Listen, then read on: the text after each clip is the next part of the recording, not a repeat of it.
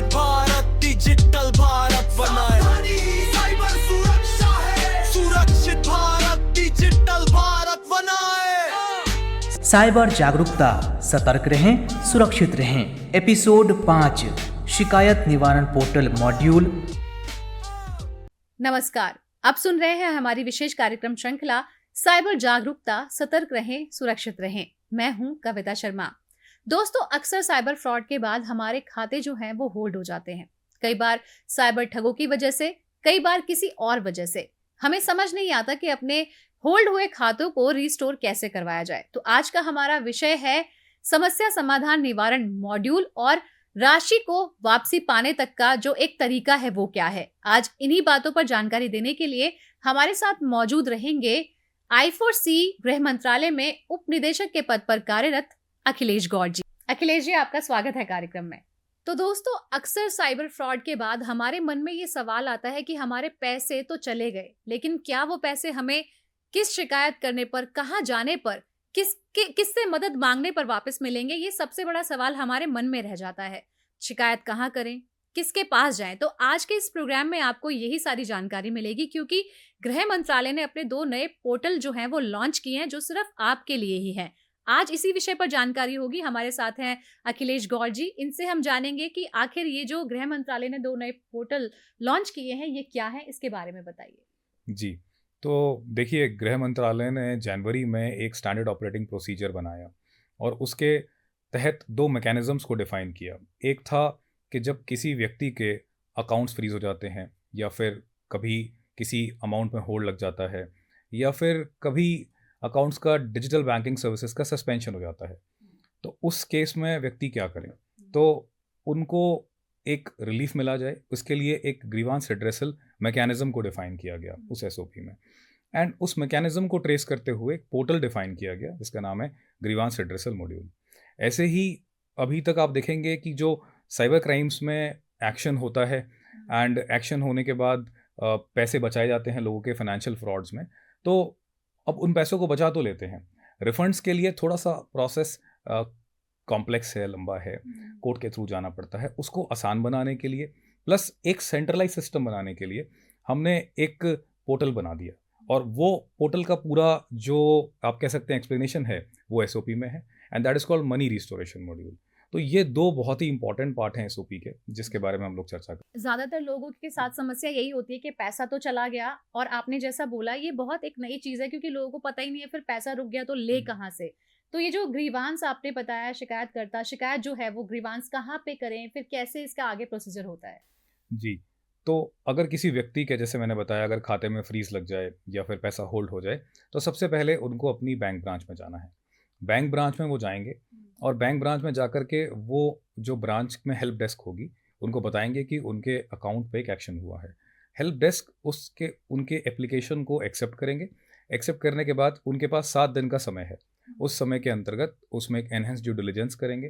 Verification process जो होता है ये चेक करने के लिए कि ये कहीं अकाउंट कोई फ्रॉड का तो नहीं है। एक बार उन्होंने वेरीफाई कर लिया, वो कंक्लूजन पे आ गए कि ये अकाउंट जेन्युइन है, इसके बाद ग्रीवांस रेज हो जाएगा। अब देखिए, यहाँ पे क्या है कि ग्रीवांस तो ब्रांच रेस करेगी, लेकिन उसको वेरीफाई करने के लिए उनके नोडल ऑफिसर को रिस्पॉन्सिबिलिटी दी गई है, ताकि कभी ऐसा ना हो कि कोई फ्रॉडुलेंट पर्सन आकर के या कोई मनी म्यूल आकर के किसी एक ग्रीवांस को रेस करवा ले। क्योंकि आप जानते हैं कि जब म्यूल अकाउंट्स पे एक्शन होता है तो बहुत सारे फ्रॉडस्टर्स के अकाउंट को भी फ्रीज किया जाता है, एक्शन किया जाता है। तो ऐसा मान के चल रहे हैं कि जेन्युइन व्यक्ति के साथ साथ कोई हो सकता है फ्रॉडस्टर भी आ जाए ब्रांच में, तो उनको रोकने के लिए भी एक तरीका हमने बनाया। तो एक बार जब किसी का भी अकाउंट फ्रीज हो, जो जेन्युइन पर्सन है, कोई बिजनेस होल्डर हो सकता है, कोई स्टूडेंट हो सकते हैं, या कोई होम मेकर, या कोई सेल्फ हेल्प ग्रुप के बिजनेस ओनर हो सकते हैं, तो उनको अपनी बैंक ब्रांच में जाना है। ये बात तो हुई एक जनरल बैंक की जिनके पास ब्रांच बैंकिंग है। जिन बैंक्स में ब्रांच बैंकिंग नहीं है तो उनके जो अपने चैनल्स हैं, जैसे कि ईमेल या कस्टमर केयर कॉलिंग, तो अपना ग्रीवांस वहाँ दर्ज करा देंगे और बैंक्स की अपनी टीम्स उन ग्रीवांसेस को पोर्टल पे रेस कर देगी। कई बार ऐसा भी होता है कि जैसा आपने बोला कि कोई जेन्युइन पर्सन है जिसका अमाउंट रोक लिया जाता है, लेकिन उसी पैसे से कई बार लेन देन जो हो जाती है, तो वो जेन्युइन पर्सन को तो पता नहीं चलता। इस चक्कर में उसका भी कई बार जो खाता है वो होल्ड कर लिया जाता है। इस तरह की चीजों में क्या होता है सर? देखिए बिल्कुल सही बोला आपने। अगर आप साइबर क्राइम को थोड़ा स्टडी करें तो आपको दिखेगा कि फ्रॉडस्टर्स की टेंडेंसी होती है पैसे को घुमाने की। तो पैसे को लेयर करते हैं, जैसे विक्टिम के साथ फ्रॉड हुआ तो पैसे को निकाल करके पहले एक सेट ऑफ अकाउंट्स में डाला जाएगा, उसके बाद उनको ट्रांसफ़र किया जाएगा अनदर सेट ऑफ अकाउंट्स में। तो इसे बोलते हैं layers of the bank accounts. तो कुछ लेयर तक वो पैसों को ट्रांसफ़र करते हैं। अब देखिए अल्टीमेटली है तो मनी, इसका यूज़ तो करना ही है। तो कहीं न कहीं जाके उस पैसे को स्पेंड भी करते हैं किसी न किसी अकाउंट से। अब स्पेंड फॉर एग्ज़ाम्पल कहीं हॉस्पिटल में बिल पेमेंट कर दिया, या फिर टिकट्स बुक करा ली, कहीं पे जा कर के ई-कॉमर्स वेबसाइट जैसे अमेज़न है, फ्लिपकार्ट है, खरीदारी कर ली। तो होता क्या है, जो जेन्युइन खाते हैं वो भी मनी ट्रेल में फ़ीचर हो जाते हैं। अब इसकी वजह से जब इन्वेस्टिगेशन ऑफिसर्स सारे अकाउंट्स पे एक्शन करते हैं तो कहीं ना कहीं जेन्युइन अकाउंट भी इसमें रोपन हो जाते हैं और उस पर फ्रीज या फिर होल्ड लग जाता है। तो इन सभी अकाउंट और इन सभी तरह के जो अकाउंट होल्डर्स हैं, अगर इनकी कभी भी किसी भी तरह की शिकायत है तो बैंक ब्रांच में जाकर के ग्रीवांस एड्रेसल पोर्टल पे अपना ग्रीवांस ये लोग रेस कर सकते हैं। अखिलेश जी, बहुत सारे लोगों को तो ये पता ही नहीं होता कि कोई ऐसा हेल्पलाइन नंबर भी है जो 1930 की बार बार यहाँ पे बात की जाती है, या कोई ऐसा पोर्टल जिस पे जाके हम शिकायत दर्ज कर सकते हैं। तो सबसे पहले दिमाग में यही आता है कि अपने नज़दीकी थाने में चले जाते हैं, नहीं तो अपने बैंक में चले जाते हैं। तो जब ये ग्रीवांस करने बैंक में जाएं तो क्या बैंक मदद करता है, क्या वहां जाना सही है? जी बिल्कुल, देखिए मैंने बताया ना कि ये एसओपी एप्लीकेबल है सभी बैंक्स पे, scheduled commercial banks, private public sector, cooperatives, then regional rural banks और सभी फिनटेक्स पे। फिनटेक में जैसे कि एनबीएफसीज हैं, वॉलेट्स हैं और बहुत सारे पेमेंट एग्रीगेटर्स हैं, गेटवेज हैं और जितनी भी ई कॉमर्स वेबसाइट्स हैं और बहुत सारी ऐसी फाइनेंशियल एंटिटीज़। तो मैं बात करता हूँ स्पेसिफिकली बैंक्स की, तो एसओपी में क्लियर कट उनके लिए गाइडलाइंस हैं कि जब भी ऐसा कुछ हो तो बैंक्स को रिस्पॉन्ड करना है for registration of the grievances. And RBI ने भी अभी हाल ही में अप्रैल के महीने में अपनी एक एडवाइजरी निकाली है जिसमें सभी बैंक्स को और फाइनेंशियल इंस्टीट्यूशंस को ये दिशा निर्देश दिए गए हैं कि कभी भी कोई व्यक्ति अगर उनके पास आता है तो उनको ग्रीवांस एड्रेसल पोर्टल पे ग्रीवांसेस लेने हैं और एसओपी को एक तरीके से इम्प्लीमेंट करवाना है। हमने कई बार ऐसा, अभी हम लगातार अपने साइबर एक्सपर्ट से बात कर रहे हैं तो बहुत टाइम ऐसी बातें जो है वो समझ में आ जाती है, और कई चीज़ ऐसी हैं जो नई है, हमारे लिए भी नहीं है, ऑल्दो हम रिसर्च करके बैठते हैं, बट बहुत सारे लोगों को पता नहीं है वीडियो कॉन्फ्रेंसिंग के बारे में। तो क्या हर केस में, हर ग्रीवांस में वीडियो कॉन्फ्रेंसिंग अनिवार्य है? देखिए ये जो वीडियो कॉन्फ्रेंस का प्रोविज़न है ना, ये एक बहुत ही महत्वपूर्ण एक मैं बोलूँगा प्रोविज़न है जो हमने एसओपी में दिया है। क्या होता है देखिए, केरला में कोई व्यक्ति हैं, बिज़नेस रन करते हैं। अब दिल्ली पुलिस ने एक साइबर कंप्लेंट पे एक्शन किया, तो एक अकाउंट फ्रीज़ किया उसमें, तो वो केरला के व्यक्ति का अकाउंट है। अब अगर दिल्ली पुलिस के ऑफिसर को ये कंफर्म करना है कि वो जेन्युइन अकाउंट होल्डर हैं या वो फ्रॉडस्टर हैं, तो वो उनको अपीयरेंस का नोटिस देते हैं। अब सोचिए 500,000 रुपये आए अकाउंट में, अकाउंट फ्रीज हो गया और वो व्यक्ति कहाँ रहते हैं? केरला में, ऑफिसर हैं दिल्ली के। अगर इतनी लंबी ट्रैवलिंग करनी पड़ जाए तो बहुत सारे लोगों की एनर्जी और रिसोर्सेज खर्च होंगे सिर्फ वेरिफिकेशन में, पुलिस का भी टाइम खराब होगा। तो हमने क्या किया, एसओपी में और इस पोर्टल में एक वीडियो कॉन्फ्रेंस का प्रावधान दे दिया, जिसके तहत अगर कभी भी पुलिस को वेरिफिकेशन करनी है तो वो एक वीसी का आदेश उसमें दे सकते हैं। बैंक जो ब्रांच हैं जिनको ये रिक्वेस्ट जाएगी, वो कंसर्न अकाउंट होल्डर को ब्रांच में बुलाएंगे, अपने साथ बिठाएंगे और निर्धारित समय पे पुलिस ऑफिसर के साथ वीसी करेंगे। उसका देखिए महत्व ये है ना कि जो ऑफिसर इसको इन्वेस्टिगेट कर रहे हैं उनके लिए जानना बहुत ज़रूरी है कि कैसे पैसा आया, what was the source of money और क्यों आया, रीज़न क्या था। अगर ये चीज़ों की पुष्टि उन्होंने तरीके से कर ली तो फिर then it becomes a cake walk. वो ग्रीवांस में जो भी होल्डिंग है या फ्रीजिंग है उसको खोलने में वो हिचकेंगे नहीं। तो मतलब ये जो वीडियो कॉन्फ्रेंसिंग होती है ये बैंक के थ्रू होती है? क्योंकि मेरा सवाल यही था ना कि आजकल तो इस तरह के फ्रॉड भी हो रहे हैं जो साइबर अरेस्ट कर लेते हैं, तो लोग कहीं डर जाए, नहीं, तो बैंक के थ्रू ही होता है? बिल्कुल, इस पे ध्यान रखा गया है पूरा, क्योंकि पोर्टल पे रिक्वेस्ट जाएगी। अच्छा, वो अपने मीडियम यूज़ कर सकते हैं पुलिस ऑफिसर्स एंड बैंक्स, और ऑफ कोर्स जो निर्धारित मीडियम्स हैं जैसे आजकल वीसीज होती हैं अलग अलग चैनल्स के थ्रू। तो कोई ऐसा माध्यम नहीं है कि फ़ोन कॉल के थ्रू बात होगी या फिर व्हाट्सएप कॉल करेंगे, प्रॉपर एक चैनल के थ्रू और एक टाइम पे वीसी होगी, जिससे कि जो पर्सन है, अच्छा अकेले वीसी नहीं होगी कि पुलिस डायरेक्टली उन्हें कॉल कर रही है। बैंक जो ब्रांच के ऑफिसर हैं और जो अकाउंट होल्डर हैं और साथ में जो पुलिस ऑफिसर हैं, ये तीनों मिलकर बात करेंगे। तो जो बैंक होल्डर हैं, खाता धारक, वो क्या रिव्यू मांग सकते हैं? हाँ बिल्कुल, देखिए ऐसा हो सकता है कि जब ऑफिसर उस अकाउंट को एग्जामिन करें तो एग्जामिन करने के बाद इस कंक्लूजन में पहुंचे कि ये अकाउंट नहीं खुल सकता, राइट। तो ऐसे केस में वो हो सकता है ग्रीवांस को रिजेक्ट कर दें।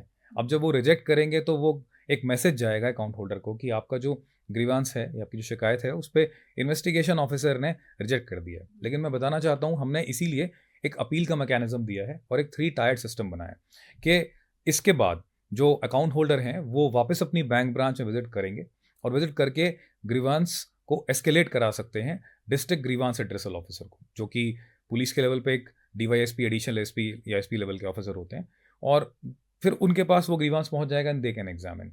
मान लें कि एसपी साहब या एडिशनल एसपी साहब ने डिसीजन लिया कि ये तो जेन्युइन केस है, मेरिट है, तो वो खोलने का आदेश दे देंगे। बैंक को 2 कैलेंडर डेज में खोलना पड़ेगा। मान लें कि उन्होंने भी एक एडवर्स उसमें डिसीजन दिया, वो भी कहते हैं कि नहीं इसको कंटिन्यू होना चाहिए, तो अकाउंट होल्डर को फिर से मैसेज जाएगा कि आपका ग्रीवांस सेकंड लेवल पे भी रिजेक्ट हो गया है एंड फिर से अकाउंट होल्डर के पास एक और चांस ऑफ अपील है to the state grievance addressal officer, जो कि आईजी, डीआईजी या फिर एडीजी लेवल के ऑफिसर होंगे पुलिस में, और वो उसको फिर और ब्रॉडली एग्जामिन करेंगे कि क्या ग्रीवेंस था। तो एक पूरी ना केस की रिकॉर्ड ट्रेल रहेगी उसमें कि आईओ ने क्या डिसीजन दिया और जो डिस्ट्रिक्ट ग्रीवांस ऑफिसर थे उन्होंने क्या डिसीजन दिया, उनको हेल्प करेगा ये सब एक इन्फॉर्म डिसीजन लेने में, they can take up action. जी, बातों से तो ऐसा लग रहा है कि एक व्यक्ति जो पहले से ही काफी परेशान है, उसे इस तमाम तरह के चीजों से गुजरना पड़ता है, तो एक मेंटल प्रेशर और अपने पैसे को वापस दिलाने के लिए उन पर बन जाता है। किस तरह से उनकी जो एक काउंसलिंग है वो होती है? कोई अलग से क्या ऐसी काउंसलिंग होती है? देखिए, आप ये बात समझिए कि अभी तो कोई चैनल ही नहीं था ऐसा।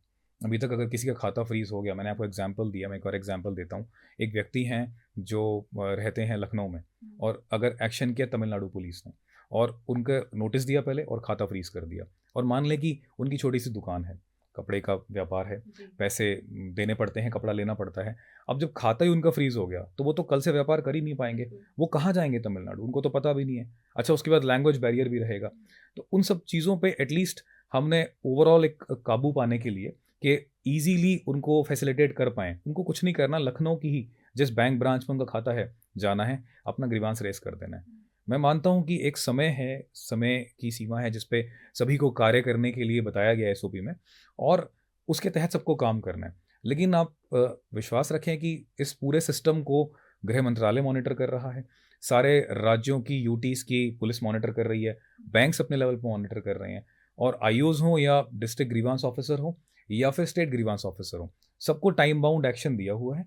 और ये मान के चलें कि जो पहले केसेस थे जहाँ पे ग्रीवांसेस या अकाउंट्स महीनों महीनों सालों सालों फ्रीज पड़े रहते थे, आज हम ये इंश्योर कर रहे हैं कि कोई भी एक अकाउंट मैक्सिमम, मैं बोलूँगा कि 1 से 1.5 महीने के अंदर मैक्सिमम पीरियड है ये तो। अदरवाइज हम ऐसे केसेस देख रहे हैं कि with in 3 to 4 days accounts खुल भी रहे हैं। जी, मेरा सवाल अगला यही था कि टाइम कितना फिर भी इसमें लगता है ग्रीवांस के बाद, तो आपने बता ही दिया।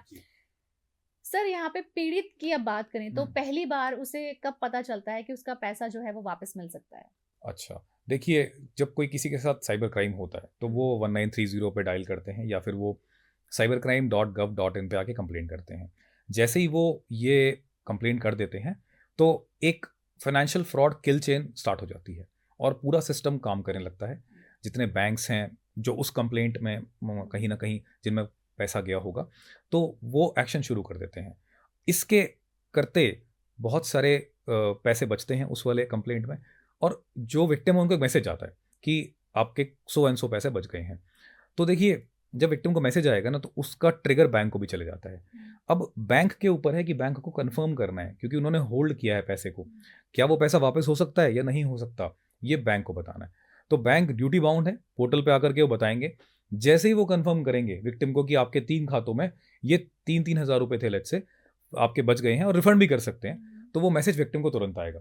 उस मैसेज के साथ विक्टिम को एक लिंक भी आएगा कि ये पोर्टल है जिस पे जाके आप पैसा वापस की अपना रिक्वेस्ट कर सकते हैं। That is called money restoration portal, right. तो ट्रिगर मैसेज ईमेल की मेल से मिलेगा, साथ साथ जो पुलिस ऑफिसर्स हैं उनको भी एक ट्रिगर जाएगा कि हाँ, इस केस में पैसा रेडी है, आप विक्टिम्स को अप्रोच करें। देखिए, बहुत बार ऐसा होता है ना कि दूर दराज के इलाकों में, गांव में लोगों के पास फ़ोन नहीं है, किसी का और ने उनकी कंप्लेंट करवाई है। कई बार लोग कॉमन सर्विस सेंटर्स की हेल्प लेते हैं या फिर कहीं पे कोई शिक्षक की हेल्प ले ली। तो अब मैसेज देना बहुत ज़रूरी है। तो जैसे ही एक बार कंफर्म हुआ बैंक के एंड से कि पैसा रिटर्न किया जा सकता है, तो तुरंत पुलिस के पास भी अपडेट आता है, एंड जिन्होंने शिकायत की थी, शिकायतकर्ता के मोबाइल पे मैसेज जाता है, तो इधर पुलिस और शिकायतकर्ता दोनों ही उस पर एक्शन कर सकते हैं। पीड़ित जो है सर वो दावा जो है वो क्लेम कब शुरू कर सकता है? पीड़ित जो है वो सबसे पहले मनी रिस्टोरेशन पोर्टल पे जाएंगे, अपना एक्नॉलेजमेंट आईडी डालेंगे। एक्नॉलेजमेंट आईडी डालने के बाद उनको जितना भी पैसा बचा है वो सारा नज़र आ जाएगा। तो आप सोचिए कि क्राइम हुआ है और आपको दिख रहा है कि इतने पैसे मेरे बच गए हैं, तो वो देख पाएंगे। एंड सेकेंडली उसके बाद दो सिंपल चीज़ें हम उनसे मांगते हैं। एक उनका खाता, कि जिस खाते में उनको पैसा लेना है वो एक बार चेक कर लें। अगर कोई ऑल्टरनेटिव खाता भी देना है तो दे सकते हैं। और साथ ही साथ उनका पैन, तो वो अपलोड करेंगे और खाता हमको डिटेल दे देंगे और फिर रिक्वेस्ट को सबमिट कर देंगे। जब वो सबमिट करेंगे तो सबमिट करने के बाद उनको एक यूनिक आईडी मिलती है। उस यूनिक आईडी के हेल्प से वो आगे ट्रैक कर सकते हैं कि उनका जो प्रोसेस है वो रिफंड का कितना आगे निकल गया है। हम लगातार इन प्रोग्राम्स में एक समय सीमा की बात सुन रहे हैं सर, तो क्या जो ये शिकायत है इनका भी कोई टाइम है कि इतने टाइम में जाके आपको पोर्टल पे शिकायत या ग्रीवांस दे ही देना है? जी, देखिए जो ग्रीवांस की बात है तो जो जिसका अकाउंट फ्रीज़ हुआ है, जिसके अकाउंट पे एक्शन हुआ है, उनके लिए तो कोई टाइमलाइन नहीं है, वो तो कभी भी दे सकते हैं। लेकिन हाँ, जिनको जैसे बैंक की ब्रांच है, उनके लिए 7 दिन का टाइमलाइन है। उसके बाद फिर जब वो इन्वेस्टिगेशन ऑफिसर के पास जाएगा ग्रीवांस, तो उनके लिए एक 15 दिन का टाइमलाइन सेट किया गया है। एंड फिर से अगर मान लीजिए अपील होती है, डिस्ट्रिक्ट ग्रीवांस रिड्रेसल ऑफिसर के पास जाता है, उनके लिए एक टाइमलाइन है फिर से 15 डेज़ की। अगर केस मान लें कि स्टेट के पास गया तब भी टाइमलाइन है। तो ओवरऑल टाइमलाइन तो हर एक के लिए डिफाइंड है। तो सर बहुत अच्छी चर्चा आपके साथ है और बहुत सारी नई चीजें आज के इस कार्यक्रम में हमें जानने को मिली है, लेकिन एक सवाल जो मेरे मन में आ रहा है कि आवेदन जब कर दिया तो उसके बाद जाता कहाँ है? देखिए एज अ विक्टिम जब आपने रिक्वेस्ट सबमिट कर दी रिफंड की, तो जो कंसर्न पुलिस ऑफिसर हैं जो आपका केस हैंडल कर रहे होंगे, उनके बकेट पे चले जाएगा। इस पोर्टल पे सिटीजन भी कर सकते हैं कंप्लेंट, पुलिस के भी लॉगिन्स हैं, साथ साथ बैंक्स के भी हैं। तो कंसर्न पुलिस ऑफिसर अपने जब इनबॉक्स पे जाएंगे तो उनको एक रिक्वेस्ट आईडी दिखेगी, वही वाली जो विक्टिम ने रेस किया होगा, and they can take action on that. अब अगर विक्टिम ने पहले से ही कोर्ट ऑर्डर दे दिया है तो वो उसको एग्जामिन करेंगे, एग्जामिन करके देखेंगे सही है कि नहीं है, और जो पैसे जो रकम बचाई गई है उतनी है उसमें मौजूद, जिन बैंकों में पैसे बचे हैं वो सही से उसमें मौजूद हैं, और जिस विक्टिम ने जिस खाते को दिया है कि मुझे इस खाते में रिफंड चाहिए वो ठीक से लिखा है। तो एक जांच प्रक्रिया करके उसके बाद फिर वो वहाँ पे विक्टिम से एक इंडेमनिटी बॉन्ड ले लेंगे, and then thereafter they can submit the case. तो हमने सुना है एसओपी में 50,000 रुपीज की एक लिमिट भी है, ये क्या है, इसके बारे में बताइए। जी, काफ़ी महत्वपूर्ण आपने क्वेश्चन पूछा। देखिए 50,000 की जो लिमिट है, अभी तक क्या होता था कि जो भी रिफंड अगर करवाना है आपको, एसओपी जब आई थी उससे पहले की बात कर रहा हूँ, तो हर केस में कोर्ट ऑर्डर की ज़रूरत पड़ती थी, राइट? चाहे वो 10,000 रुपये हों, चाहे वो 10 लाख रुपए हों। लेकिन अभी एसओपी ने एक वेरिएशन लेके आया है कि पुलिस को भी पावर्स दे दी हैं। तो अंडर बीएनएसएस सेक्शन 106 पुलिस के पास पावर्स हैं किसी भी सीज प्रॉपर्टी को उसकी इंटरिम कस्टडी वापस करने के, जो भी कंसर्न उसके प्रॉपर्टी के हकदार हैं, और एक इंडेमनिटी बॉन्ड के बेसिस पे। तो क्या होता है इसमें कि अगर किसी व्यक्ति के पैसे 25, 30, 35, 45 हज़ार रुपये होल्ड पे हैं, तो वो जब पुलिस को रिक्वेस्ट करेंगे पोर्टल पे, तो बड़ा सिंपल प्रोसेस है। पुलिस को एक 106 का इंस्ट्रक्शन देना है, जो कि पुलिस इलेक्ट्रॉनिकली जनरेट कर सकती है। पोर्टल पे ही उनका जनरेट हो जाएगा, उनको उसको लेना है, साथ में साइन करना है, कुछ डिटेल्स फिल करनी है, एंड देन अपलोड कर देना है। विक्टिम का भी ऐसा ही है, इंडेमनिटी बॉन्ड पुलिस उनसे भरवाएंगे, वो भी इलेक्ट्रॉनिकली जनरेटेड है, एंड देन साइन करा के अपलोड करा देंगे एक स्टैम्प पेपर पे स्टेट रूलिंग्स के हिसाब से। तो जब पुलिस अपलोड करके सबमिट करेंगे, वो चला जाएगा बैंक के पास, देन बैंक उसे रिफंड कर देंगे। तो देखिए, जिस चीज़ में आज तक कोर्ट ऑर्डर की ज़रूरत पड़ती थी, चाहे वो 5,000 रुपये क्यों ना हो, अब वो सिर्फ पुलिस की इंस्ट्रक्शन की हेल्प से रिफंड हो रहा है। बात करूं 50,000 से ऊपर की, तो मान लें किसी केस में अगर किसी व्यक्ति के 75,000 रुपये होल्ड हुए हैं और उसमें अगर उन्हें रिफंड कराना है, तो फ़र्क सिर्फ इतना है कि यहाँ भी पुलिस से रिफंड हो सकता है, साथ साथ लेकिन एक एफआईआर की ज़रूरत पड़ेगी। तो पुलिस को एक एफआईआर यहाँ पे करनी होगी और उस एफआईआर को अपलोड करना होगा, ये मैंडेटरी है, राइट? तो मान के चलें कि कितना ही बड़ा केस क्यों ना हो, police can always take an action to refund, और अपने ही नोटिस पे। अगर मैं बात करूं कोर्ट ऑर्डर की, तो ऐसा नहीं है कि कोर्ट ऑर्डर अब से नहीं चाहिए होगा या फिर कोर्ट ऑर्डर का बंद हो गया प्रोसेस, लोगों को कन्फ्यूजन होती है। तो क्या है कि इधर कोर्ट ऑर्डर और पुलिस इंस्ट्रक्शंस, अगर कोर्ट ऑर्डर है, विक्टिम ले आए हैं, पुलिस ने रिपोर्ट दे दी है, तो उससे भी रिफंड हो जाएगा। अच्छी बात क्या है कि सब एक सेंट्रलाइज सिस्टम में आ गया है, उसमें बैंक भी हैं, उसमें पुलिस भी हैं, और व्यक्ति भी वहीं आएंगे, सिटीजन भी वहीं आकर के रिक्वेस्ट करेंगे। अब मान लें कि सिटीजन कहते हैं कि मेरा पैसा ही जी 10,000 रुपये होल्ड हुआ है, तो उन्हें कोर्ट जाने की ज़रूरत नहीं है। वो सिंपल आएंगे, अपना पैन अपलोड करेंगे, खाता चेक करेंगे और एक रिक्वेस्ट सबमिट कर देंगे। और उसके पश्चात जब वो रिक्वेस्ट पुलिस के पास जाएगी, तो पुलिस ऑफिसर उसे एग्जामिन करेंगे। अच्छा, पुलिस ऑफिसर भी देख लेंगे कि कोई कोर्ट ऑर्डर तो है नहीं, तो वो समझ जाएंगे कि केस 50,000 से नीचे का है एंड इसमें मेरे अपने इंस्ट्रक्शन से रिफंड हो सकता है। तो इलेक्ट्रॉनिकली नोटिस जनरेट करेंगे, एक इंडेमनिटी बॉन्ड जरूर वो लेंगे विक्टिम से, दोनों को अपलोड करके सबमिट करके बैंक को भेज देंगे। प्रिस्क्राइब टाइमलाइन में बैंक भी उसको रिफंड कर देगा। This is a process. जी, तो सर आपने अब तक जितनी भी जानकारी बताई है वो सब ऐसा लगता है कि जो भी पीड़ित व्यक्ति हैं उनके लिए बहुत मददगार है, लेकिन फिर भी किसी केस में अगर किसी व्यक्ति को मदद ना मिल पाए तो क्या वो डायरेक्टली अदालत या कोर्ट में जा सकता है? तो उसके लिए भी थोड़ा बताइए।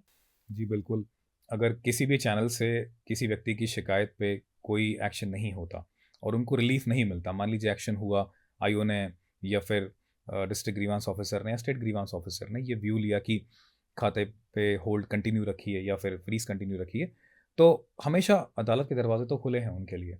वो जा सकते हैं कोर्ट में, अपना केस दर्ज कर सकते हैं और रिक्वेस्ट कर सकते हैं कि उनकी सुनवाई हो अदालत में। तो यस, आंसर इज यस, बिल्कुल जा सकते हैं। जी, तो आज की इस चर्चा में बहुत सारी नई चीजें हमें जानने को मिली, लेकिन जाते जाते एक जो सुझाव है वो हम आपसे जरूर लेंगे। तो हमारे साथ ऐसा कोई फ्रॉड हो ही ना, उसके लिए क्या आपका एक सुझाव है?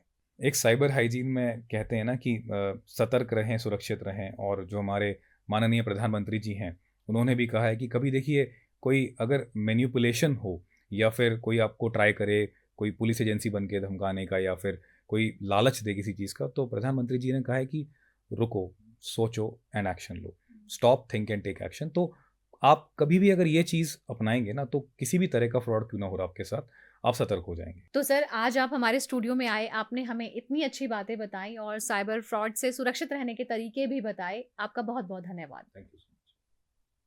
तो दोस्तों, मुझे उम्मीद है कि आज के इस कार्यक्रम ने आपको बहुत तरह की नई जानकारियां प्रदान की होंगी। आपको पता चला होगा कि आखिर ग्रीवांस क्या होता है, कैसे उस शिकायत के बाद आपकी धनराशि आप तक वापस पहुंचती है, कब आपको अदालत के पास जाना है। उम्मीद करते हैं कि आप किसी भी साइबर फ्रॉड में पहले तो फंसे ही ना, और यदि आपके साथ ये समस्या आ जाती है तो आपको सही समय पर सही लोगों के पास जाना है, जिससे आपकी जमा पूंजी आपके पास वापस आ जाए। इसी उम्मीद में कि आप हर समय रहेंगे सतर्क और रहेंगे सुरक्षित, कविता शर्मा को दीजिए अनुमति। नमस्कार। सुरक्षित भारत, डिजिटल भारत बना।